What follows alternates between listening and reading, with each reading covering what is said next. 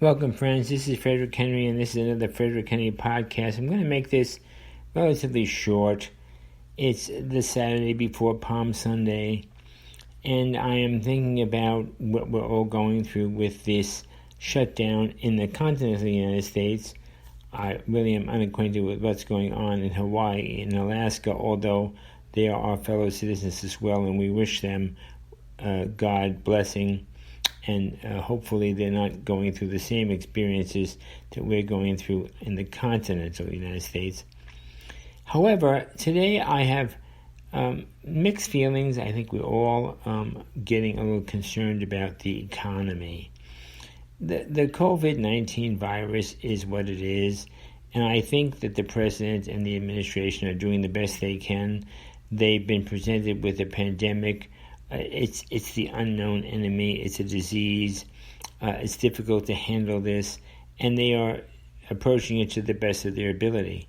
And I think they're doing a great job. And the president and Mike Pence and the whole entire committee, the admiral and the surgeon general and the others, have gone before the American public on a daily basis for the last, 18 days now, and presented to us what's happening, the facts of what's happening, and they tried to sift out all the various details of the inputs they're getting. And, if you have good inputs, you have good decisions and good outputs. If you have garbage in, you have garbage out. And so our hope, of course, is that we're not getting garbage in and garbage out, but we're getting the best that there is available to us as American citizens. And today was the first day of the CDC's recommendation after all these days, 17, 18 days, where they say, don't need a mask, don't need a mask, don't need a mask. And all of a sudden they say, wear a mask, wear a mask, wear a mask. And the president says, well, yes, wear a mask, and that's the recommendation of the CDC. However, he himself, when sitting behind the Resolute desk or in his office or greeting foreign leaders, is not going to wear a mask. And if you don't want to wear a mask, he acknowledges the fact, the legal fact, a very important it's a little wrinkle, a little bit of a wrinkle, whereby the President of the United States acknowledges that he cannot order us to wear a mask. This is very important for our civil liberties because I think in the local situation, in the state governments and the local governments, we have an enormous civil liberties breach, great civil liberties suppression, all for good intention, and a great amount of civil liberties abridgment with the best of intentions. But, we are America. We have constitutional rights. We have freedom rights. We have rights protected for us under the first 10 amendments of the Constitution, the freedom of speech, the freedom of assembly, the freedom of religion, etc., etc. And we don't want to just give them up in a minute, in a second, just because of some virus and the fear of death that this virus brings to us. And so Laura Ingraham especially, a little bit Sean Hannity, definitely Rush Limbaugh, and now yours truly, raises the issue before us of what about our civil liberties? Are we descending into socialism? Are we descending into chaos? Are we descending into a situation where the local government and the state government and then ultimately the federal government are suppressing us and by use of fear are removing our civil liberties and abridging our constitutional rights? I will be quick to say that I do not believe any of these entities, Donald Trump, the administration, the Congress, the courts, the state governments, or the local municipalities, intend for that to be the case. They intend for us to protect ourselves against the virus. They intend to save life. They intend to prevent the further spread of a pandemic. They intend to uphold and defend our wonderful and lovely and beautiful republic, our beautiful America. However, the unintended consequence of all these governmental fiats or these orders or these directives is that, in fact, they are abridging our constitutional rights to assemble, to speak, to worship freely, and the like more. And we must be cognizant. Now, we seem as a nation to be agreeing to that. In other words, that's okay. We agree to it. In other words, the government says, we think you should do this. The state government says, we think you should do this. And the local government says you should do this. And we have agreed to abide by these directives for the good of all. However, we are seeing some arrests here down in the south. We're seeing a man who is paddleboarding on the ocean, an individual person on a paddleboard, one person in the ocean, arrested for breaking the regulation of not going outside. Well, of course we can go outside. Now, they're saying, well, we prefer you stay home. We prefer you don't go outside. We prefer that you don't breathe in public.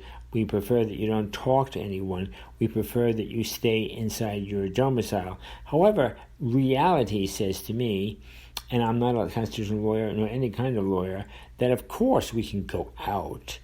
We can walk in the streets. This is our country. This belongs to us. We are the citizen voters and owners of the whole entire thing. And no administration or government official at the state level or at the local level has any right to take our land, our freedom of movement, our freedom, constitutional freedoms from us, no matter what the national emergency. So there's one thing to say we are encouraged, we're told, it's explained to us, as President Trump has done. He has not mandated, he has not directed, he does not. This is not a national shutdown. He has just issued guidelines, and then the states have picked up, the state governments and governors and legislators and all the people at the state level, and then the local city mayors and assemblies and magistrates and police officers are enforcing a certain kind of social order. However, to be arrested for paddleboarding on the ocean because you broke some edict somewhere, that is absurd. Now, I understand in Kentucky, which is my home state, and I feel very sadly about this, I understand that they are placing ankle bracelets with ankle bracelets like for a prisoner upon those who break the social distancing requirements. Well, guess what? You're not going to put an ankle bracelet on me. I'm not a criminal. I'm not a felon. I don't care what the governor directs in that sense. I'm not happy about that. I'm very much concerned, and the advocate that I pointed to is Laura Ingraham, who's saying, well, listen, what about our civil liberties? What about our rights, our privileges as American? What about being an American citizen of the country? And then all of a sudden, because of some kind of pandemic, all our rights, our constitutional protections, and our privileges as citizens are erased by mandate, not even by legislation. This is a very serious situation, and I think we need to address that as a nation. I think the president needs to address it. I think the state governors need to answer for themselves, and the local mayors and the magistrates and the police departments need to be held accountable for if they are enforcing these rules and guidelines and suggestions by arrest, because we're not in a police state. This is not communism. This is not socialism. We're still the United States of America, one nation under God, a republic with a constitution and with laws and regulations and protections. Now, this afternoon I said to my wife, where is the Civil Liberties Union? I remember the smallest infraction of personal rights and privileges. I remember the smallest possible infraction of any one of the first 10 amendments, and the Civil Liberties Union was out there going to court and screaming bloody murder, bloody murder. And yet in this situation, the American Civil Liberties Union and others like them seem to be silent. Does that mean they agree? They want our freedom taken away from us. They want our civil liberties taken away from us. They want our constitutional rights taken away from us. Is that because so many of us voted for Donald Trump? Is that because so many of us voted to put in Donald Trump as president? Is that why so many of us are about in November to once again put Donald Trump into the presidency and elect him again to be our president, our leader, our champion, our defender? Is that why the American civil liberty is so silent against the state governments and the local municipal governments in the midst of this unprecedented breach and abridgment of our civil liberties and our constitutional rights as citizen voters of the United States of America. This is a very serious situation. Now, maybe in the immediate context, we're not going to raise this issue, but I pray God that we don't forget what happened to us during this time, and that we think about and we contemplate and we reflect upon and we decide whether we really believe that it's a good idea to so easily roll over and submit to government tyrannical dominance, all for good reason. I understand the reason. I understand the intention. But we're talking here about the consequence of that reason and the consequence of that intention and the consequence in your life, my deplorable, irresponsible, rednecked, citizen voting, Trump-supporting citizen. What is the effect? Are we being stabbed in the back for all the seemingly right reasons, but the consequence is that we become enslaved to government overreach and government suppression and government tyranny and government fiat without even our consent, government control without our consent. And so this is a very big issue for me and for many others. As we approach the Easter week, it was our hope that we would, as a nation, and the President expressed it 2 weeks ago, that we would be able to return to our freedom of religion and our freedom of expression of religion and our freedom of assembly and our freedom of speech as represented by our churches. Now, everybody wants to get into a big brouhaha about Donald Trump's Christianity, or whatever we want to call it. I don't even know what to do with that objection. I would interpret it this way. The President of the United States looked around and tried to figure out the best place for him to take a stand relative to certain constitutional rights.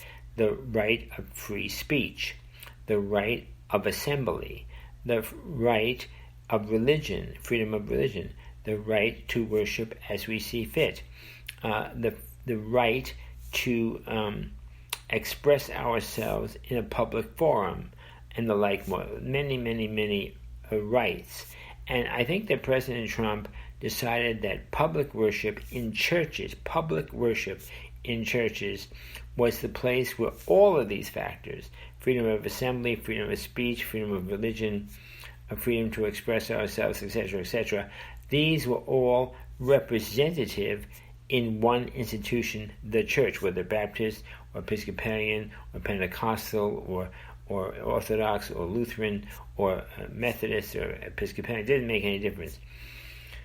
Seventh-day Adventist, it doesn't make any difference. All of these are representative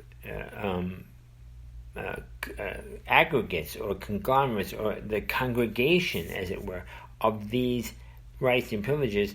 And the president yesterday lamented on April the 3rd that he was very sorry that the circumstances have evolved whereby on Easter Sunday, and it doesn't mean the synagogues are excluded. That's not the point. Don't get wrapped around that, or the mosques. That's just silly stuff.